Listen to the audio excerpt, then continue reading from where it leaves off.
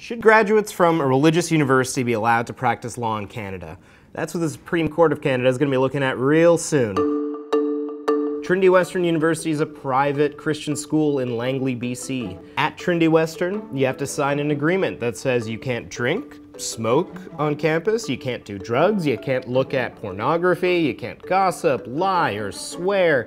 So pretty much everything I spent my university years doing. But the big one is that you can't have sex before marriage, which, as you can imagine, is a little bit contentious on a college campus. I had friends who went to Trinity Western and they maintained a pretty blurry line of what counted as sex. Here's the thing about oral sex. It has the word sex in it. The only way that you can have sex if you are a student at Trinity Western is if you are in a heterosexual marriage that's been sanctioned by God. But if you're a same-sex couple, the contract says no sex for you. Queer students have told Xtra that signing the contract basically made them feel like their identity was sinful. You have sinned a great sin in the sight of God. You might ask, why don't queer students just go to a different university? And you know what? Sure, some of them can, but a huge chunk of people come out during university, so a lot of these students wouldn't even necessarily have accepted their own identities by the time they enroll at Trinity Western. And then other students have told Xtra that their very conservative Christian families wouldn't help them with tuition if they went to a secular, less Jesus-y type school. So why are we talking about Trinity Western at all?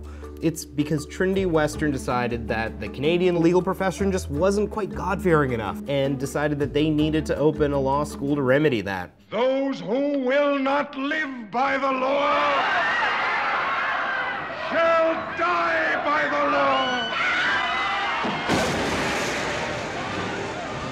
But here's the thing. You can't just go to law school and then instantly become a lawyer.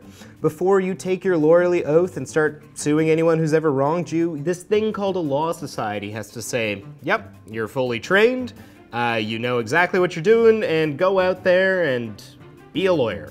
Every province has its own law society. The problem for Trinity Western is that some of these law societies think that this whole business about the sacredness of marriage between a man and a woman might be just a tiny little bit homophobic.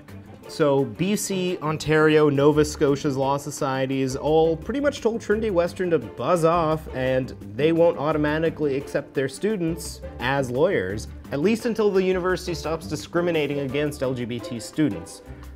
So Trinity Western did that thing that they are hoping to train students to do. They decided to sue. The stakes for Trinity Western are pretty high.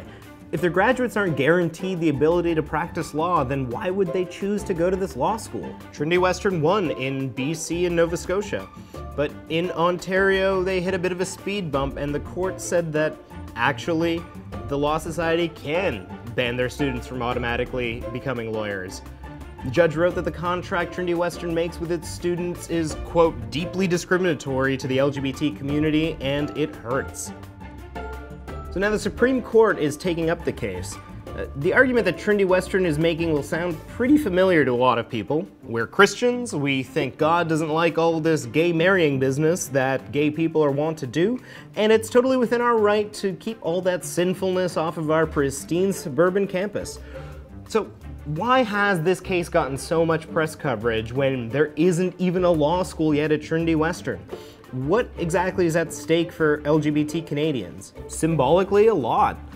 This is an institution that openly discriminates against LGBT people.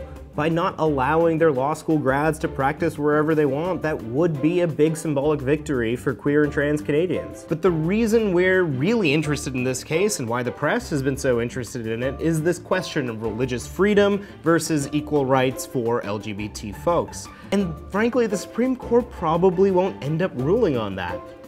Even if Trinity Western loses, they'll still be able to discriminate against LGBT people by making them sign that homophobic covenant. So at the end of the day, regardless of how this ruling goes, life for queer students at Trinity Western probably won't change very much at all.